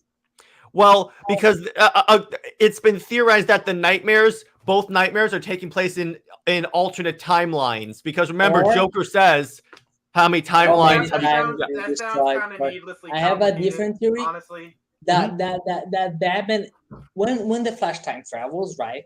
Yeah. And we see like Bruce scared. Yeah. It's implied that that's how the message was sent, right? Yeah. No, I don't. I'm actually studying psychology, so I understand some of that. Mm-hmm.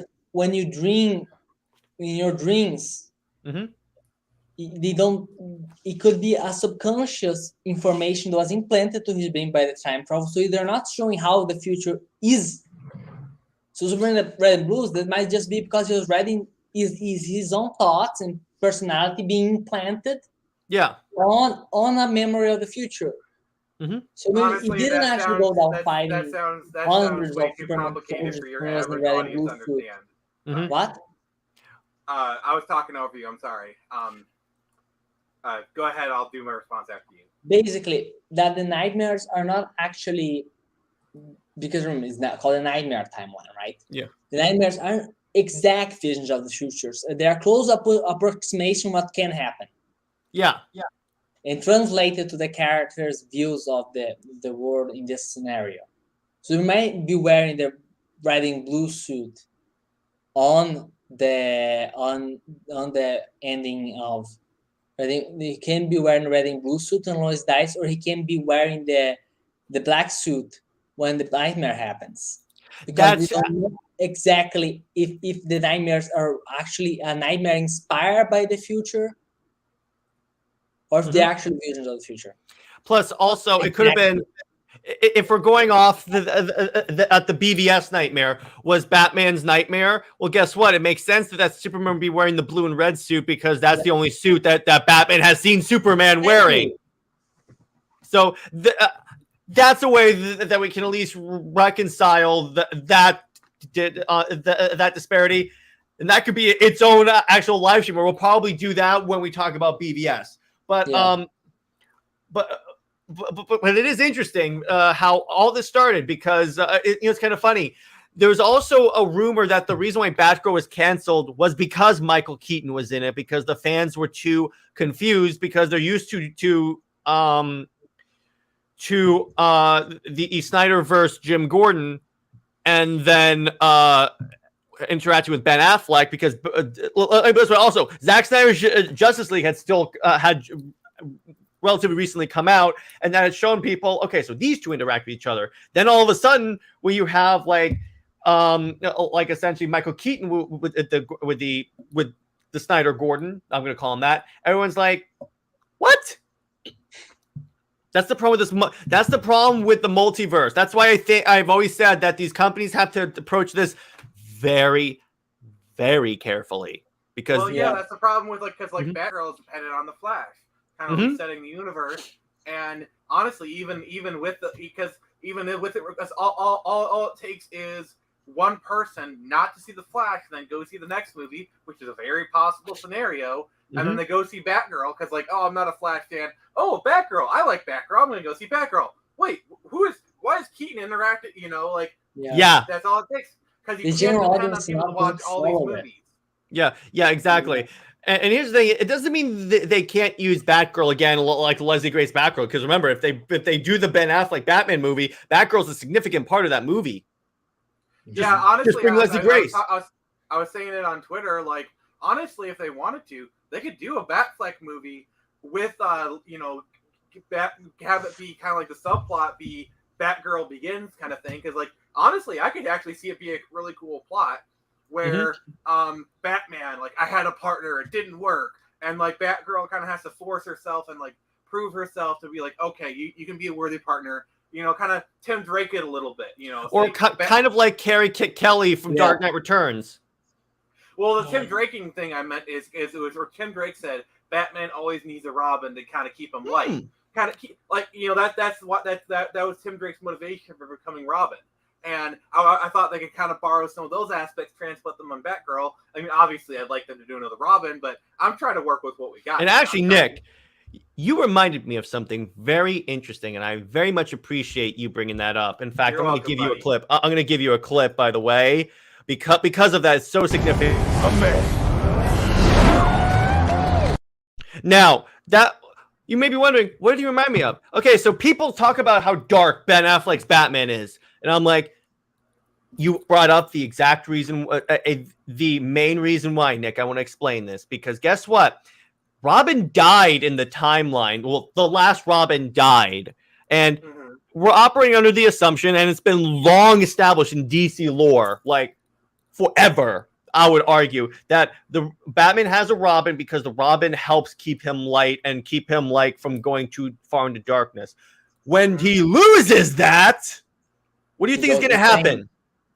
He goes nuts. And by the way, in the Ayer cut, they have a little bit of the script that was out, or in the novel version of Suicide Squad. Apparently what happens is that, so remember the scene where Harley and Joker in that high-speed chase with Batman, and then Joker's car goes into the water and Batman captures Harley? Well, there's a little bit more dialogue in there. Actually, what happens is Harley says, well, where are you taking me? And then Batman goes, Joker took something very important from me, and I'm going to take something from him. Took his son. Yeah, exactly. And I'm like... I heard somewhere that why the Joker has golden teeth? Why? Because Batman punched him out? Yeah, because when Robin died, Batman beat him up so badly that he lost teeth. I really want that. So there's a scene from Batman Hush where the theater and he thinks that the Joker had killed Thomas Elliot. Yeah. And he starts beating him senseless. And he's actually considering killing him. And then Commissioner Gordon comes up, literally puts a gun to his head and said, the Joker has done more to me than you could ever imagine. He tortured me. He paralyzed my daughter. But I tell you this right now, you cross that line, I will hunt you down. Yeah. It's such a powerful scene. Oh my, I want to see that scene so bad in live action. And you know why? Why? Because this is one thing I think that's interesting. Because why I think Gordon doesn't allow Batman to kill? Why? Because Batman won't stop. Because you understand that Batman he has. Batman knows that. Batman knows that. I think he knows that. Because Batman is a sadist. Let's all admit it. He's kind of a sadist. Even Bruce knows that. I think that's why. he holds so far to his no-kill rule because he knows once he starts, he won't stop. And I that's disagree. What happens in BVS? We see that if he starts, he won't stop. When he starts branding criminals, then he start running over them. Then he starts firing at them. Yeah, then he exactly. decides to kill a 30-year-old farm boy because he feels insecure. Yeah. Wait, what? He kills. He decides. He's talking about Batman deciding to kill Superman.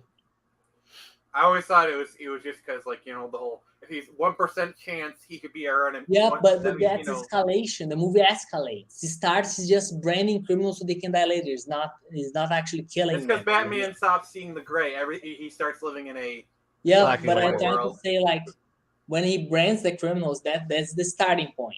And he starts losing up like first it brands, then takes off and then runs the rover, and then he escalates. He doesn't start killing day and night.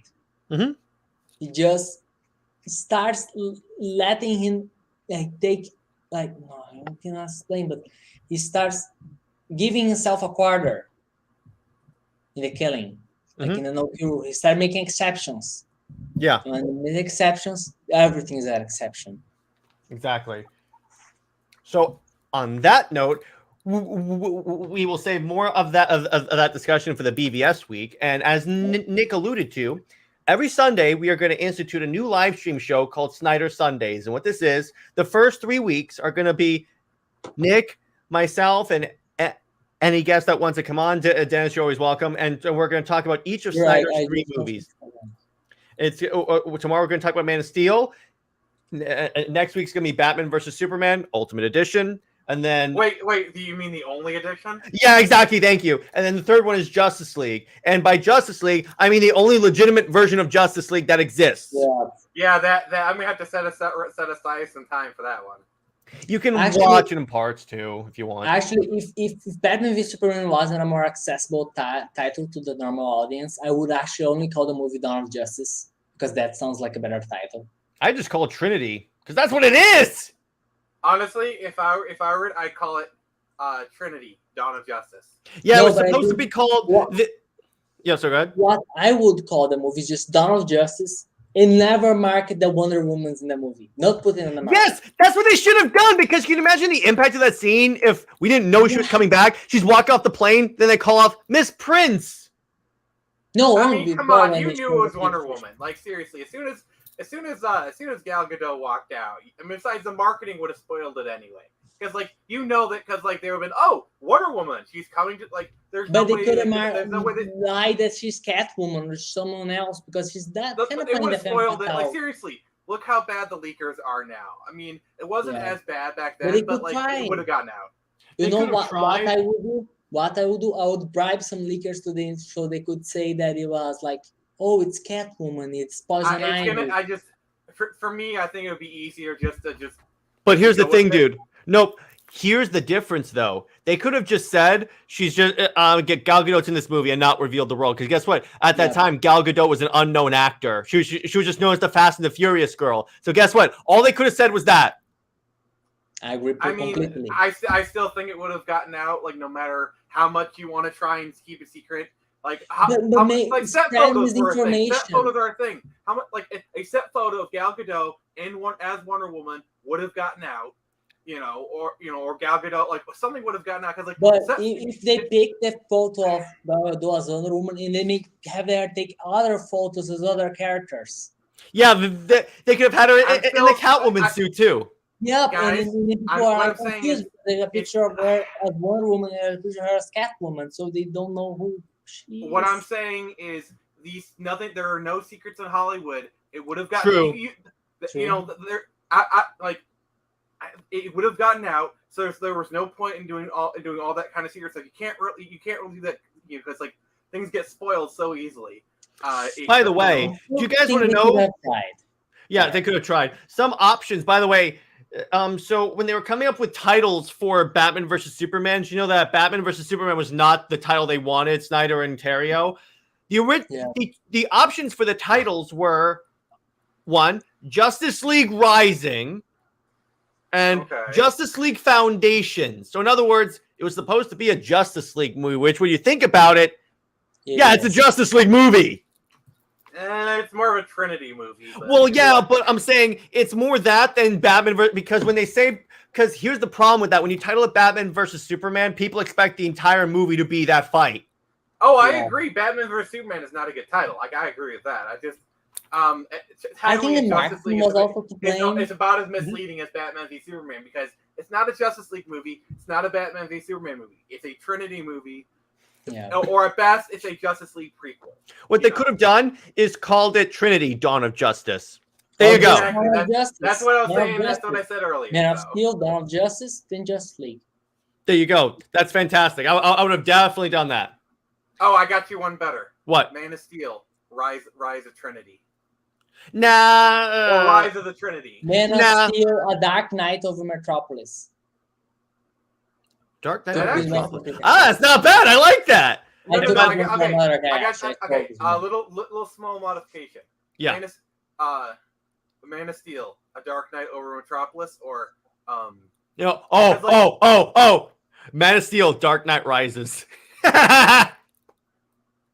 Nah, they would mistaken for them. Like, honestly, A Dark Knight over Metropolis actually sounds pretty cool because, like, you want to kind of have the Dark Knight name in there because then you can kind of harken back to, like, because doing Dark Knight Returns doesn't really make any sense because, like, this is the first time Batman's in that universe.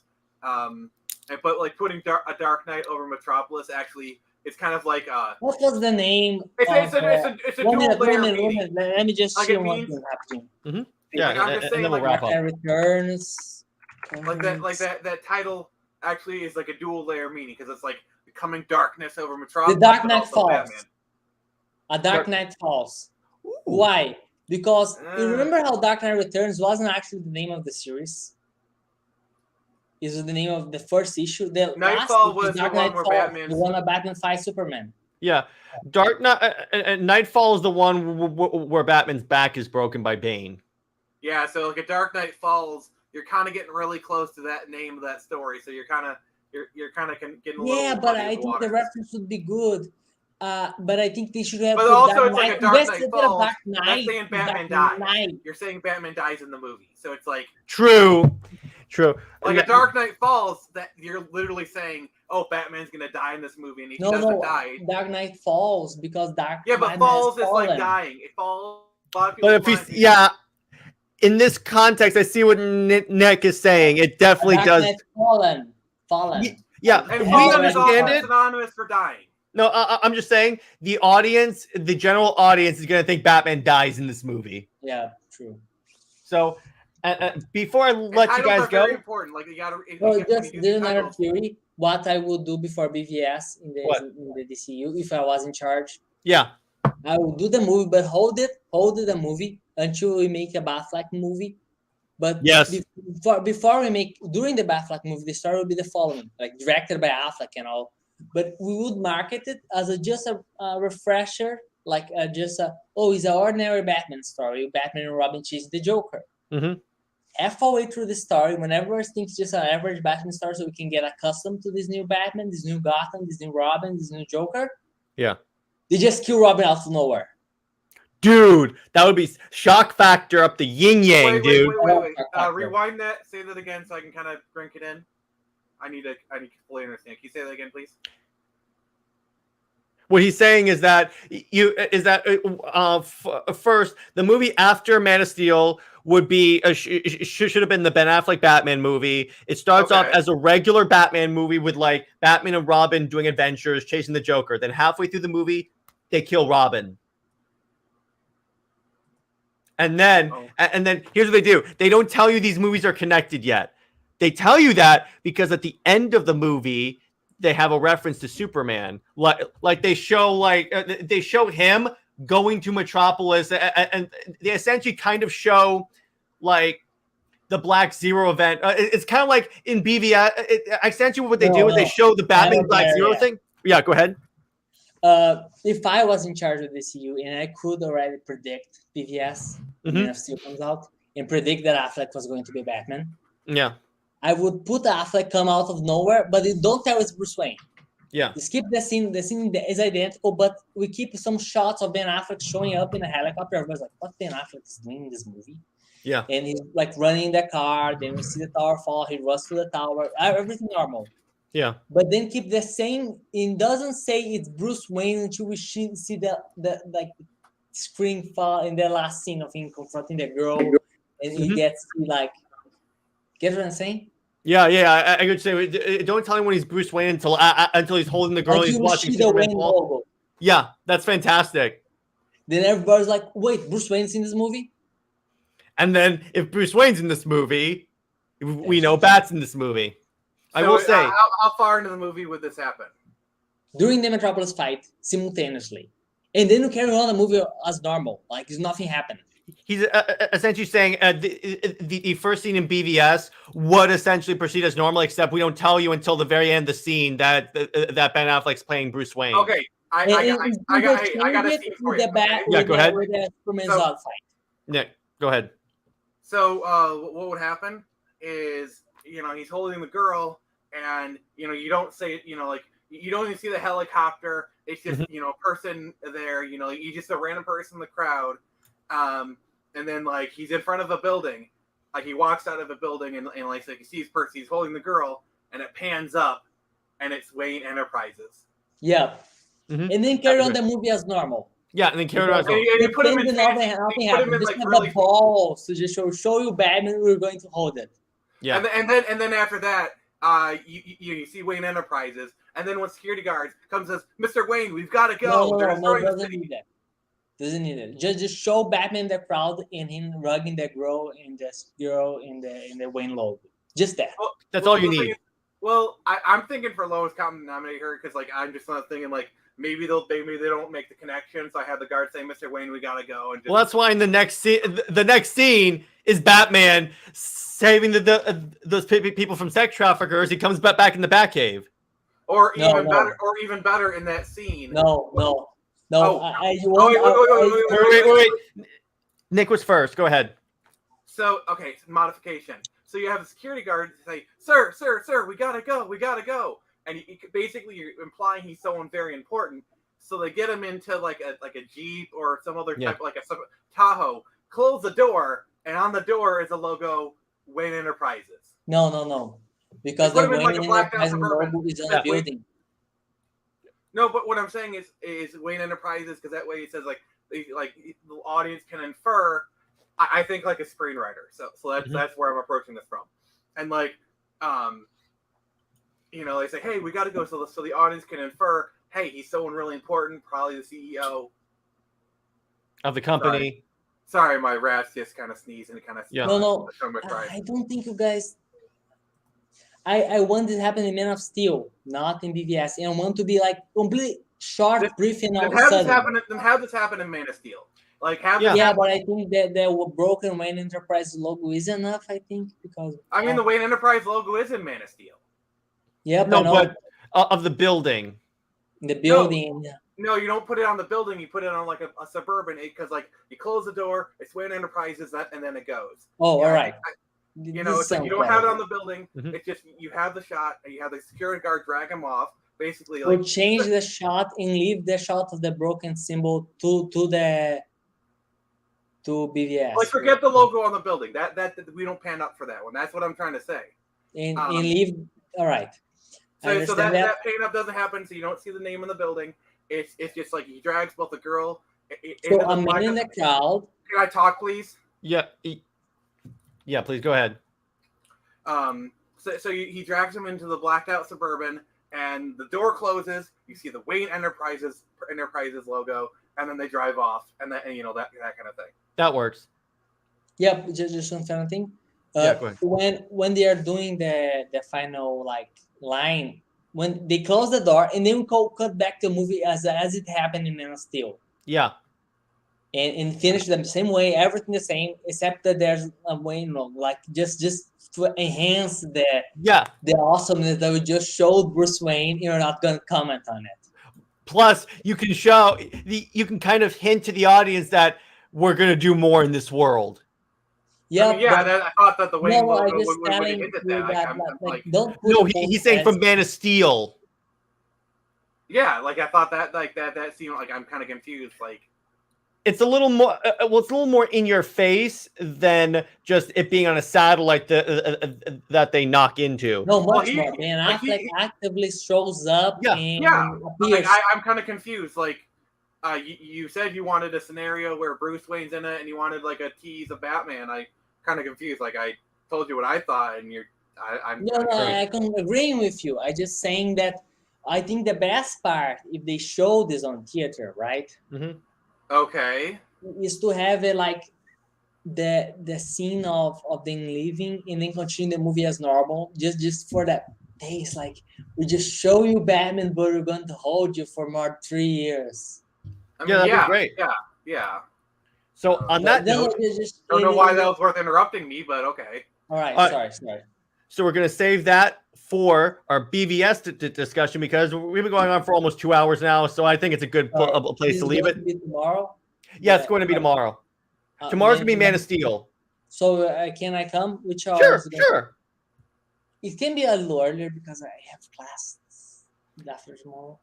Yeah, it'll be shorter. Don't worry about it. All right. And on that note, so Nick, always a pleasure having you on the show. And Dennis, it was a pleasure to talking to you. Thanks. And for everyone that watched, glad you guys hopped around. And it's a good time to be a Snyderverse fan. So anyway, stay here, work everyone, and I will see you in the next one. Bye bye.